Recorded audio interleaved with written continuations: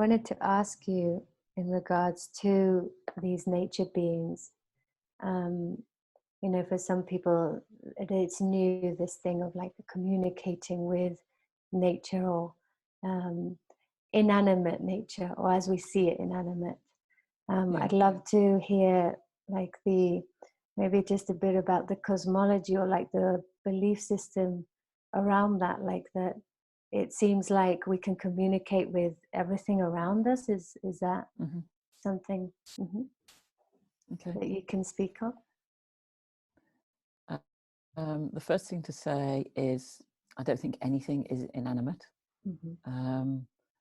Everything emerges from spirit. Everything returns to spirit. Everything is an emanation of spirit. Spirit is present everywhere. And as soon as we recognize that, then whatever it is that I'm engaging with or having a conversation with is one aspect of spirit speaking with another aspect of spirit. We're all in this together.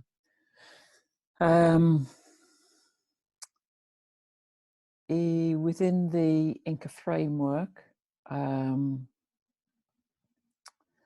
see, what can I say that doesn't get too technical?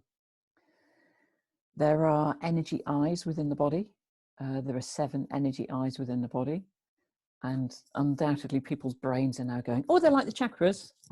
So I'm just going to say, take everything you know about the chakras, wrap it in a beautiful cloth, tie it with a ribbon, just pop it on the shelf for a moment, because it's not like the chakras.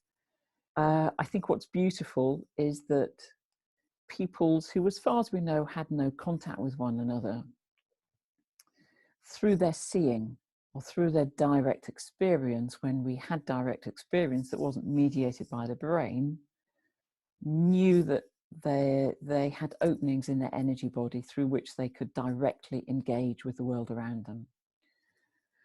So in the Inca system, there are 7 energy eyes. Each of these is a means of perception.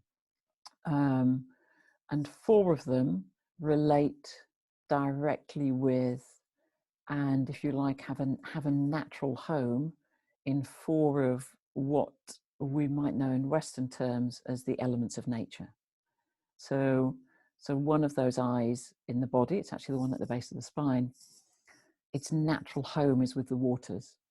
And then the eye that sits at the belly, its natural home is in the earth. And then the eye that sits at the heart, its natural home is with the fire and the sun. And the eye that sits here at the throat, its natural home is with the wind, the moon, the stars. And then the other 3 kind of tend to function together and relate directly with the heart of the cosmos, or source. So it's like nothing is other. My being is an energy being, and everything in nature is an energy being. We're just different frequencies of energy. And so when I'm engaging with any of the beings of nature, I'm not doing it as an outsider.